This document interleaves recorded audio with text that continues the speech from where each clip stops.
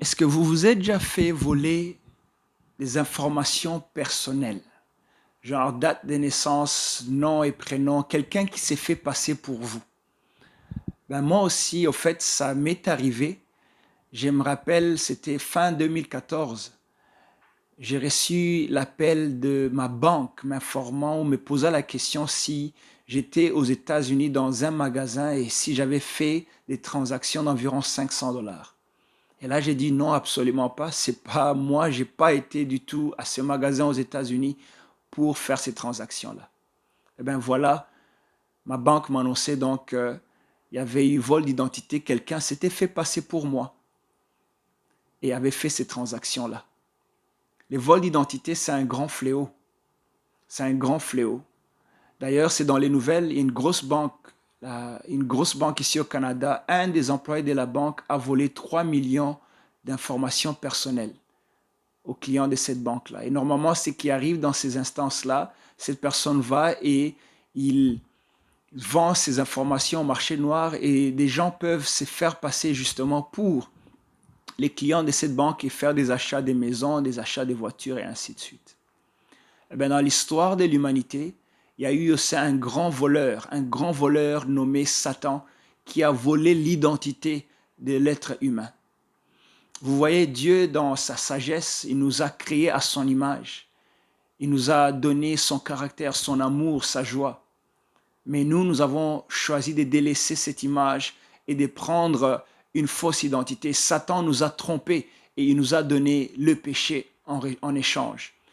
Vous voyez, quand vous voyez quelqu'un dans la rue poignarder, demande ouvertement comme ça, tuer, quand vous-même, vous et moi, quand on ment, quand on vole, quand on se retrouve à boire de l'alcool, à tomber dans la dépression, à avoir toutes sortes de maladies dans notre corps, c'est les résultats du péché, c'est les résultats du vol de notre identité. Mais il y a une bonne nouvelle. Jésus-Christ est venu pour restaurer ton identité, restaurer mon identité.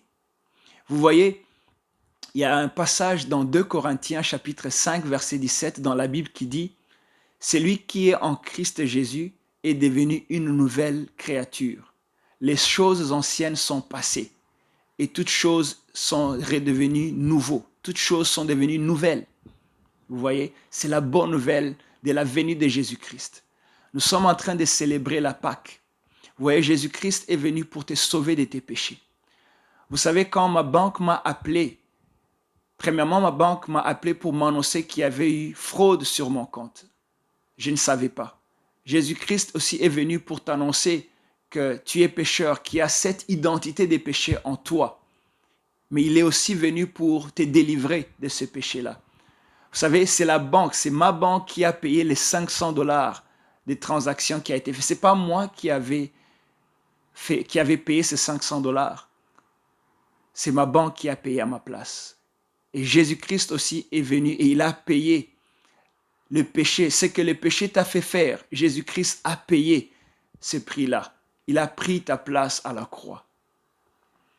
Et autre chose aussi, vous voyez, Jésus-Christ n'est pas resté mort à la croix. Il est ressuscité d'entre les morts.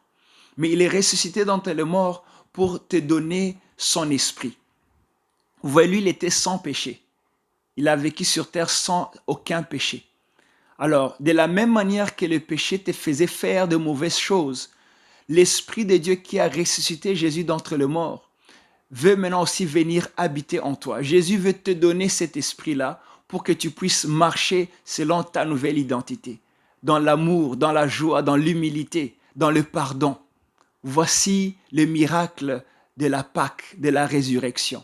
C'est toi qui deviens une nouvelle créature. Alors j'aimerais t'encourager.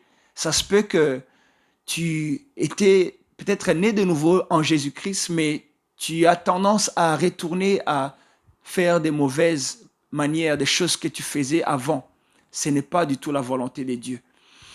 Va dans la parole de Dieu et regarde ta vraie identité. Peut-être tu es là, tu doutes, est-ce que je suis réellement en Christ ou pas? J'avais entendu ceci, un homme dire ceci, que si un chat était né de nouveau, il faudrait demander à une souris le témoignage.